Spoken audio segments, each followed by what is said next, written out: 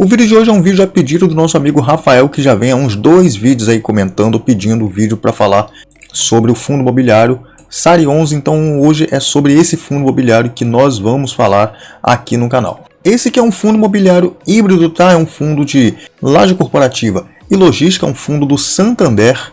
É um fundo que vem sofrendo aí nos últimos 12 meses com uma queda bem expressiva de um pouco mais de 25%, quase 26% de desvalorização nos últimos 12 meses. Saindo aqui de R$ 64,95, chegando hoje, no momento que eu gravo esse vídeo, a R$ 48,14. Então, se você já se interessou pelo assunto desse vídeo, já deixa o like aí, se inscreve no canal para não perder mais nenhum conteúdo como esse. Diz para mim nos comentários se você tem ou não tem o SARI 11 na sua carteira e se você acha que é uma oportunidade de compra ou venda desse fundo imobiliário. Lembrando que tudo que eu falar aqui, tá, não é recomendação de compra ou venda. Eu não sou nenhum especialista, só estou aqui comentando com vocês um pouco sobre esse fundo imobiliário. Se você quer aprender a tomar as decisões para a sua carteira de investimentos ao invés de ficar procurando diquinha no YouTube, tem muito material bacana aí na descrição para você estudar e aprender a escolher os melhores ativos para a sua carteira de investimentos. Então, sem muita delonga, sem muita enrolação, já vamos começar falando sobre o fundo imobiliário SARI 11, que é o fundo Santander Renda de Aluguéis. É o fundo que hoje está sendo cotado aqui a R$ 48,14, já chegou numa mínima das últimas 52 semanas, ou do último ano, né, de R$ 46,49, e a máxima que ele chegou no último ano foi R$ 68. Esse fundo acumula um dividend yield de 13,46%. Por quê? Porque a cota dele está muito amassada, vocês vão ver um porquê lá no relatório. Como eu já mostrei para vocês aí no gráfico de rendimento, né? Saiu aqui de um pouco mais de R$ 60, R$ 64,95, para hoje aí R$ 48,14. Se a gente for olhar o valor patrimonial de cota desse fundo, que nesse momento é de R$ 88,44, ele está sendo cotado a 48 e pouquinho, a gente vê que ele está com quase 50% de desconto, tá? Ele apresenta hoje um desconto de 46%, estando com PVP de 0,54. Cara, que louco!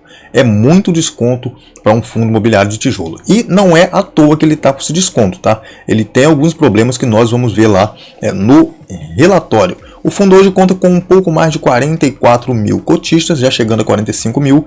Tem uma liquidez até que bacana de R$ 1.200.000 em negociações todos os dias. Liquidez que é a facilidade de você comprar ou vender cotas de um fundo imobiliário ou ação, ou qualquer outro ativo na bolsa de valores. Participação dele no IFIX bem pequena, de 0,356%, e ele vem pagando aqui 45 centavos por cota. Para o preço que ele está, seria um dividend yield bem interessante, né? Porém, não acho interessante porque o dividendo dele vem caindo, como a gente vai observar aqui no gráfico, né, de dividendos, ó.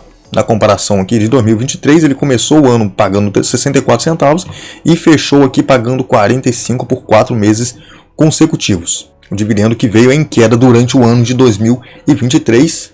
E vamos entrar no relatório para a gente ver algumas informações e entender por que pode estar acontecendo essa queda. Olhando alguns dados iniciais do fundo, a gente vê que esse fundo tem por objetivo investir em imóveis comerciais, preferencialmente nos estados de São Paulo e Rio de Janeiro, distribuindo mensalmente a renda dos aluguéis aos cotistas. O fundo entregou em dezembro 45 centavos por cota. Alguns dados patrimoniais do fundo aqui, ó, ele tem um patrimônio líquido de 816 milhões nesse momento, 44 mil cotistas, como eu já mostrei para vocês, né? O fundo que teve início aqui em dezembro de 2019, completou 4 anos já o fundo. Esse fundo cobra uma taxa de administração de 1,25%, não tem taxa de performance. No comentário do gestor tem algumas coisas interessantes aqui que a gente pode destacar. O fundo tem um acumulado de 73 centavos por cota. A gente vê aqui que tem uma rescisão antecipada de contrato com a BRK Ambiental, então tem inquilino saindo aqui do fundo, querendo sair, tá? Ainda não saiu, e eles reforçam aqui que enquanto o inquilino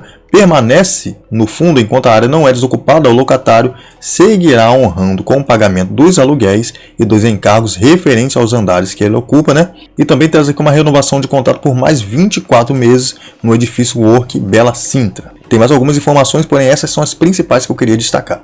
Aqui tem algumas fotos de obras que estão acontecendo aí no fundo. Como a gente pode ver, ó, reformas que estão sendo realizadas no portfólio logístico do SARI. Com relação aos ativos, a carteira de ativos desse fundo, como é que a gente consegue observar nesse momento? Ó, se liga só, a participação de cada ativo no fundo por receita recebida, que 51% da receita recebida vem aqui do WT Morumbi. Receitas financeiras, aqui se eu não me engano é o caixa, né? São 27,7%. Santo André, que é um outro imóvel aqui do fundo, tem uma participação de 8,3% na receita, o Work BL 6,9% e Barueri 5,9%. E na participação de cada um imóvel na ABL do fundo, a gente vê que ó, Santo André é o fundo que tem a maior participação na ABL aqui com 39,3%, seguido do WT Morumbi com 36,6%, 19,5% Barueri e o Work BL 4,8% da BL do fundo é o que ele representa. E com relação ao setor de atividade de cada um dos inquilinos do fundo, hoje a gente vê que 38,3% são do setor de serviços, 15,4% tecnologia e 46,4%, a grande maioria, bens e consumo. E dando uma olhada aqui nos indexadores dos contratos dos imóveis do fundo, a gente vê que 64,5% dos contratos são indexados ao IGPM, 27,3% indexados ao IPCA, 8,2% indexados a INPC, e aqui o histórico de vacância do fundo na parte de lajes corporativa da carteira e na parte de galpão, ou tendo também a noção do histórico de vacância, que é a mesma coisa, né?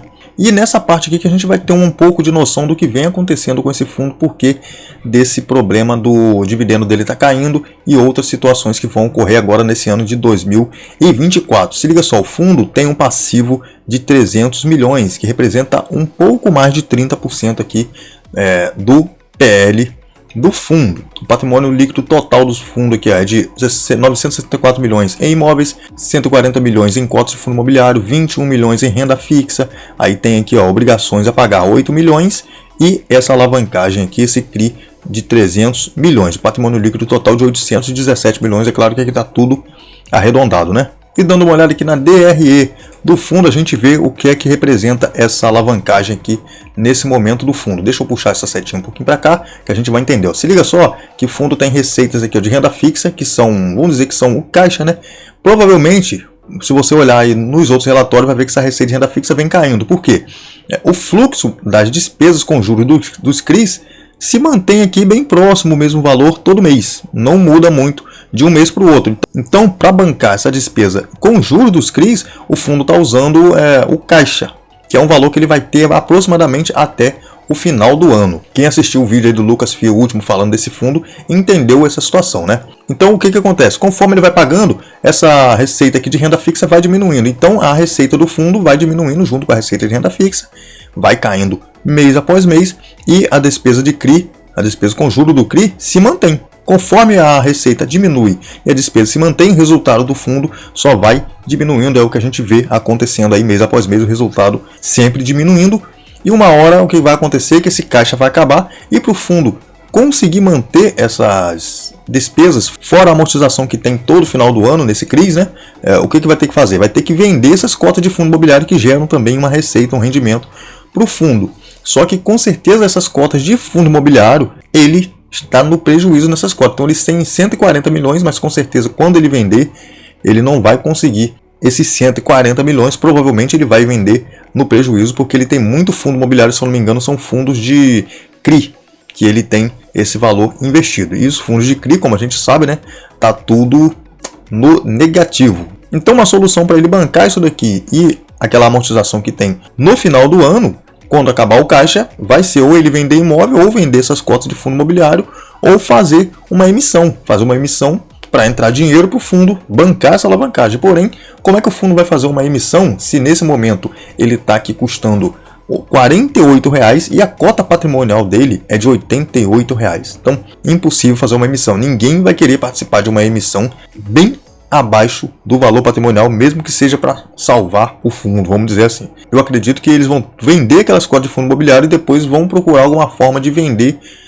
algum ativo para poder bancar essa alavancagem. E essa alavancagem que está gerando uma despesa enorme, que é a maior despesa que o fundo tem hoje, e com certeza até o final desse ano de 2024 a gente vai ver muita coisa acontecendo nesse fundo e jogando ainda mais a cotação dele lá para baixo. Então, respondendo aí o nosso amigo aí, ó, o Rafael, que perguntou sobre o SARI 11, esse é um fundo que eu não tenho em carteira e não pretendo ter, e eu digo para você, tem muitas opções bem melhores do que ele, sendo fundo híbrido. Tem o KNRI, que nesse momento está caro, tá? tem que tomar muito cuidado na hora de comprar cotas de fundo imobiliário, principalmente tijolo. A gente tem que saber precificar esses fundos. Nesse momento, para mim, ele está muito caro. Tem outros fundos híbridos também bem bacana, tem o ALZR, sei lá, se você quer escritórios, tem o PVBI, tem outros fundos também de escritório bacana, TEP11, que vale o estudo, e sempre se preocupando com o preço que você vai pagar. E tomando cuidado, porque um fundo com PVP de 0,54 não é à toa. Alguma coisa está acontecendo dentro desse fundo para ele estar com PVP assim, quase 50% de desconto com relação à cota patrimonial. Então, muito cuidado na hora de investir em algum fundo imobiliário. Se quer tomar as melhores decisões para sua carteira, sabendo onde é que você está entrando, onde é que você está colocando seu dinheiro. Já falei, vou falar novamente, na descrição tem um material bem top, curso da Suno, curso da dica de hoje, tem um e-book do meu amigo Alex Silva. Então, muita coisa para você aprender, para você estudar, para você tomar as melhores decisões para a sua carteira de investimentos e não sair por aí investindo em qualquer fundo só porque está com um PVP bem baixo, achando que pode ser oportunidade. Lembrando, novamente, isso não é uma recomendação nem de compra, nem muito menos de venda desse fundo imobiliário, né? Se você tiver, diz para mim nos comentários se você tem esse fundo e o que você está fazendo, se você está comprando umas cotas ou se você deixou ele aí de escanteio. Esse vídeo vai ficando por aqui, espero que eu tenha conseguido responder o Rafael o que pode estar acontecendo com esse fundo e tamo junto. Valeu, é nóis, fui!